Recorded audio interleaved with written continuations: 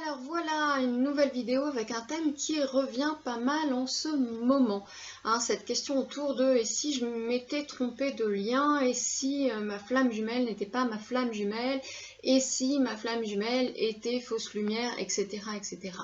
Alors cette question elle vient généralement chez des personnes qui ont travaillé en elles, fait un bout de chemin, et ça peut paraître d'autant plus surprenant. Alors, derrière ce doute qui surgit ou ressurgit, vient une deuxième question, généralement, que l'on m'adresse en suivant. Ma flamme jumelle, ne serait-elle pas fausse lumière? Alors, je vais reprendre dans l'ordre pour apporter un petit peu de clarté. Tout d'abord, qu'est-ce qui fait que cette question vient alors que le lien a été reconnu, qu'un travail évolutif a été fait, même s'il se poursuit évidemment. Évidemment que le doute, il est sain à de multiples endroits. Simplement, il devient plombant quand il est invasif. Je l'ai dit quelques fois. Et c'est d'abord, en fait, le temps qui passe qui peut en effet amener ce questionnement. Et aussi et surtout, certaines attitudes de la flamme jumelle, de votre flamme jumelle. Alors ça fait partie des fantasmes dont j'ai déjà parlé, que de s'imaginer sa flamme jumelle comme un être parfait, dénué de comportements potentiellement désalignés, de comportements rudes, de comportements plus que confrontants et parfois, en effet, parfois toxiques. C'est vraiment oublier la part du personnage en l'autre qui souvent prend beaucoup de place, voire toute la place. Le personnage avec ses peurs, avec ses blessures, avec ses névroses, avec ses failles, etc. etc.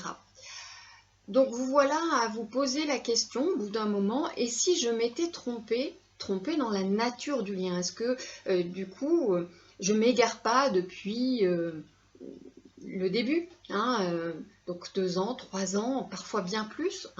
En fait, bien sûr qu'en effet, certains se trompent de nature de lien.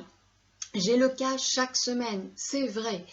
Il peut être sain de se poser la question, notamment au début, au démarrage d'un travail évolutif.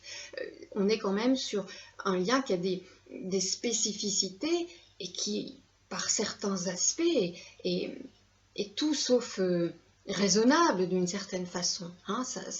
C'est quand même assez dingue par certains aspects. Donc ça, c'est logique. Puis ensuite, comme je l'ai dit, à partir d'un certain moment, de se défaire de ce genre de questions, parce que ça affaiblit en fait le socle à partir duquel vous allez faire le travail d'évolution.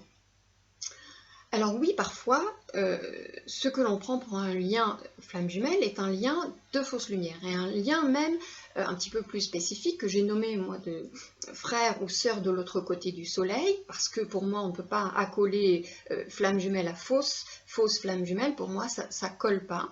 Donc je l'ai décrit longuement dans plusieurs billets de mon blog des mots à l'âme, dont celui très détaillé du 13 avril 2009 où j'ai tout récapitulé, et dans 2 vidéos. Il y a en effet des points de similitude entre les deux liens, comme je l'ai expliqué, ce qui rend d'ailleurs la reconnaissance parfois complexe, parce que c'est confusant cette similitude, en effet, et je crois avoir d'ailleurs partagé le fait que, alors que j'étais déjà en lien avec ma flamme jumelle, est venu mon frère de l'autre côté du soleil, ce qui est aussi un rendez-vous d'âme pour des raisons tout à fait particulières que j'ai exposées dans mes billets. Et je me disais, mais bon sang de bois, je ne peux pas avoir une deuxième flamme jumelle.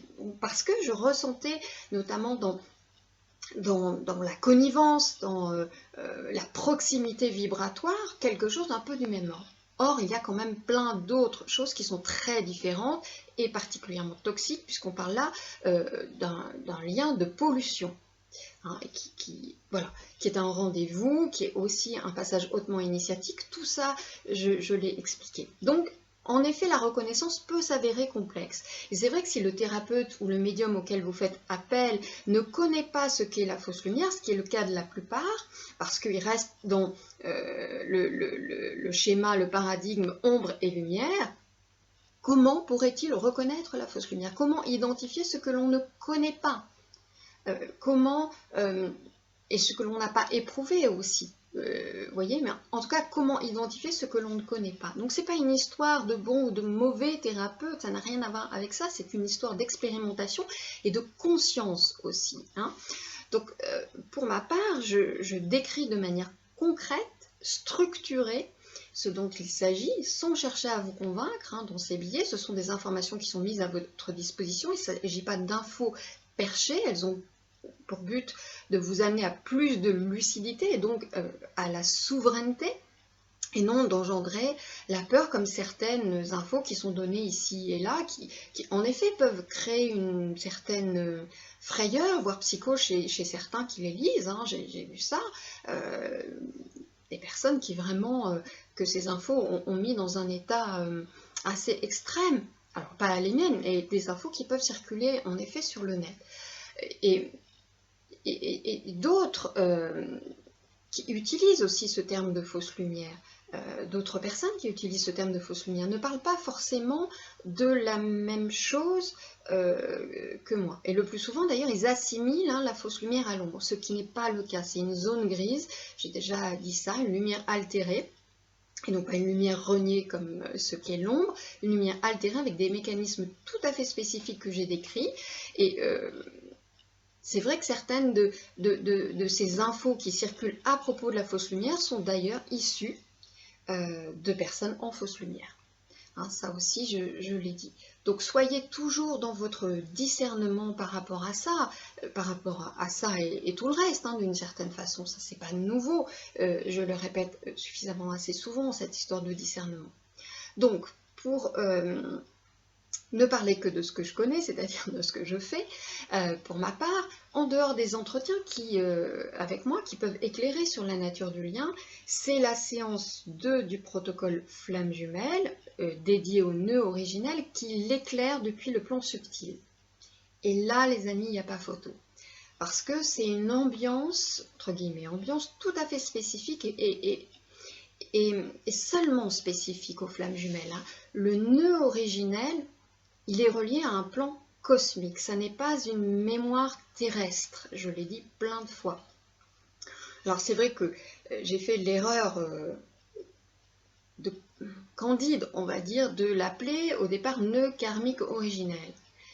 Karmique, j'aurais pas dû mettre karmique, nœud originel flamme jumelle, en effet, parce que ensuite ça a été repris sur cette base-là, et contrairement à ce que beaucoup disent en reprenant ma transmission, hein, puisque j'ai été la première à parler du nœud originel de flamme jumelle, et bien ça s'est vu transformer en mémoire karmique terrestre par celles et ceux qui l'ont repris. Et ce que ça n'est pas, ça c'est une altération, hein, si vous voulez. Donc pour accéder à ces informations, à ce plan du nœud originel, flamme jumelle, ben, ça passe par des capacités subtiles spécifiques. C'est comme ça, perso, je ne l'ai pas cherché, ça m'a été livré avec mon réveil. Et à ce jour, à part une chamane à l'autre bout du monde dont quelqu'un m'a parlé, j'ai pas eu de retour de personne accédant à ce plan. Sûrement que ça existe, assurément. Si vous voulez, il y a des plans avec des sous-plans auxquels sont rattachés nos corps subtil, causal, mental, astral. Avant ce plan, il y a unité d'être. Hein, et c'est un plan, justement ce plan précède l'entrée dans le cycle des incarnations. Il le permet même, hein, justement en raison de la scission. Alors la scission non d'une âme en deux, comme ça circule souvent, parce que ça aussi c'est erroné, c'est plutôt d'une étincelle divine qui a fait le choix de s'expérimenter individuellement. Hein, c'est toute l'histoire de la fragmentation de lumière, telle je l'ai expliqué, réexpliqué dans une vidéo à nouveau du 17 juin 2019. Donc c'est de ça dont il s'agit, hein, de l'étincelle divine. Alors évidemment, afin que notre mental inférieur puisse comprendre le nœud originel, ben, le nœud originel, il est donné à la fois, il est transmis à la fois sous forme symbolique et sous forme humaine, entre guillemets. Parce que sinon, on n'y comprendrait rien. Quand je transmets le retour écrit aux personnes, en effet, faut que ça puisse être reçu, pas seulement énergétiquement. Ce qui compte, en effet, c'est la communication à tiroir qui peut vraiment s'étirer dans la compréhension sur plusieurs années et l'énergie qui sont reliées à cette transmission que je fais, en plus de la transmutation qui est faite sur le plan subtil par la pure lumière divine. Donc vous pouvez évidemment être là sur le chemin de flamme jumelle depuis longtemps, et vous pouvez 2 ans, 3 ans, 5 ans plus tard, parce que fatigué de ce chemin, remettre en question la nature du lien dans ce contexte de lassitude. C'est votre choix et aussi votre responsabilité. Simplement, j'ai envie de vous demander qui en vous, quelle part en vous vous amène à cela, hein. C'est justement votre personnage, c'est l'ego qui se joue de vous et qui profite d'une situation douloureuse, sans doute avec votre flamme jumelle, du temps qui passe aussi, pour vous envahir avec ce questionnement. Et patatras. Donc, allez à la rencontre de cette part et faites le job de guérison par le moyen que vous voudrez. J'ai mis à disposition de manière accessible sur le site la méditation du regard du cœur qui sert à plein de choses et notamment à ça. Recentrez-vous simplement dans ces moments-là. Hein, il s'agit aussi d'entrer en lucidité de manière plus profonde, plus profonde, alors sur vous-même d'abord, qui parlait du coup de fausse lumière, qui vous posait cette question, est-ce que ma flamme jumelle finalement je ne me suis pas leurrée et c'est finalement qu'un lien de fausse lumière, même si je dis que cette question peut se poser au début, mais quand on en est voilà, après validation, etc., et tout un bout de chemin à se demander ça, bon, vous voyez, je ne redis pas ce que je viens de dire.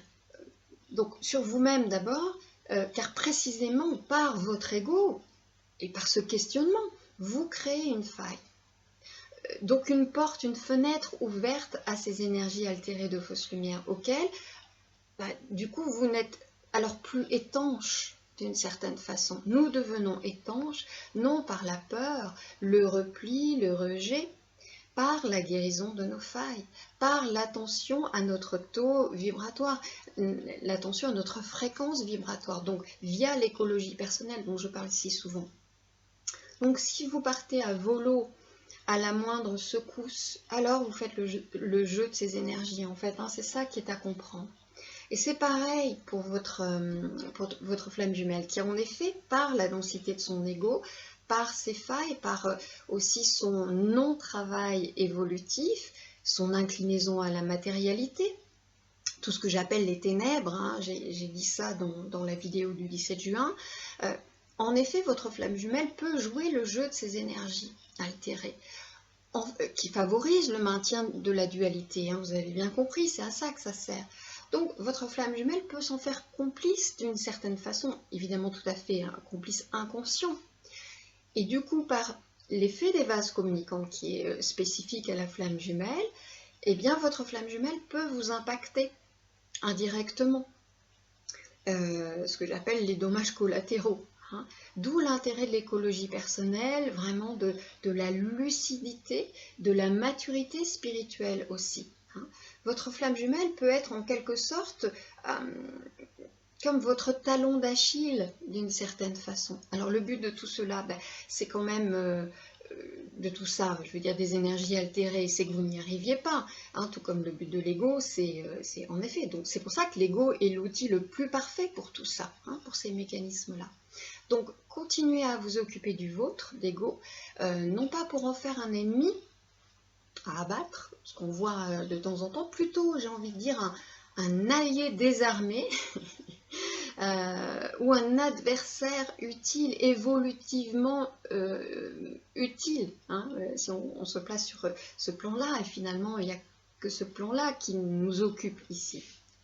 Donc entendez ça comme vous voulez. Et soyez dans la conscience aussi de ces mécanismes, hein, plutôt, je dis dans la conscience, plutôt que dans le jugement et le rejet de ces mécanismes, mais aussi votre autre dans ces situations qui vous mettent à l'envers, hein, justement. Et évidemment, de sortir de tous ces fantasmes romantiques qui ont vraiment la peau dure, hein, j'ai envie de dire, sur ce chemin de flamme jumelle pour plein d'entre vous. Donc, puisque vous êtes réveillé la première ou le premier, ça fait partie de votre rôle, de votre fonction, tout cela. Hein, tous ces tous ces voiles d'illusion que vous levez, tout ce dépouillement égotique, hein, tout ce dont on vient de parler, aussi toute cette posture, entre guillemets, posture de lucidité, de ne pas vous laisser embarquer. Donc honorez cela pour vous-même et aussi pour votre lien. Voilà pour cette vidéo pour aujourd'hui. Je vous retrouve très bientôt.